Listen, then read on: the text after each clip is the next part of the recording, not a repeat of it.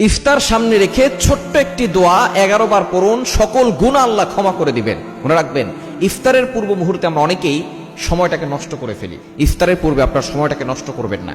এই সময়টা হচ্ছে দোয়া কবুলের সময়। আপনি সারাদিন রোজা রেখেছেন, এই রোজা রাখা অবস্থায় দোয়া করলে আল্লাহ তাআলা দোয়াটা কবুল করেন।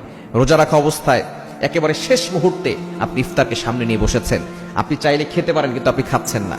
আপনার গলা তৃষ্ণার্ত অবস্থায় আছে, আপনার পেট ক্ষুধার্ত অবস্থায় আছে, কিন্তু আপনার সামনে ইফতার আছে, বিভিন্ন রকমের আইটেম আছে, ঠান্ডা পানি আছে, শরবত আছে, কয়েক ধরনের খাবার আছে, কিন্তু আপনি কোনো খাবার খাচ্ছেন না। আল্লাহ তাআলা ফেরেশতাদেরকে ডাক দিয়ে বলে, ও আমার ফেরেশতারা, এই বান্দা খাচ্ছে না কেন? ফেরেশতারা বলে, আল্লাহ, সে তোমার অনুমতির অপেক্ষায় আছে, যখনই অনুমতি আসবে তখনই সে খাবে। তখন আল্লাহ বলে, ফেরেশতারা, এই বান্দা কি আমাকে দেখছে? তখন ফেরেশতারা বলে, না আল্লাহ, আপনাকে দেখে নাই। তারা কি জান্নাত দেখেছে? ফেরেশতারা বলে, না আল্লাহ, তারা তো জান্নাত দেখে নাই। তারা কি জাহান্নাম দেখেছে? বলে, না আল্লাহ, তারা জাহান্নামও দেখে নাই।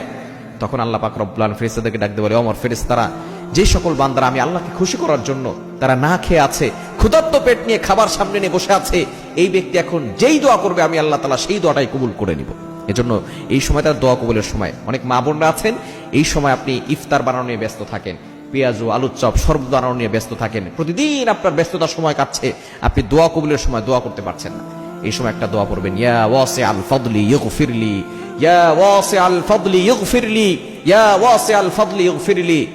হে অসীম ক্ষমতাবান আল্লাহ পাক রব্বুল আলামিনকে আপনি ডাক দিচ্ছেন, ইগফিরলি, আল্লাহ আমাকে ক্ষমা করে দেন, আমি গুনাহগার, আল্লাহ আমাকে ক্ষমা করে দেন।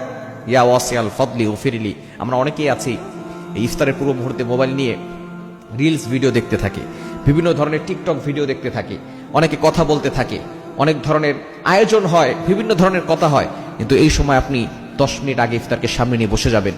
আপনি তারপর আল্লাহর কাছে বলবেন, আপনার দুঃখের কথা বলবেন, কষ্টের কথা বলবেন, আল্লাহকে বারবার বলবেন, ইয়া ওয়াসিআল ফাদলি ইগফিরলি, আল্লাহ আমাকে ক্ষমা করে দাও, আল্লাহ আমাকে ক্ষমা করে দাও।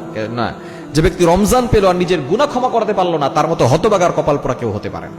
এজন্য আসুন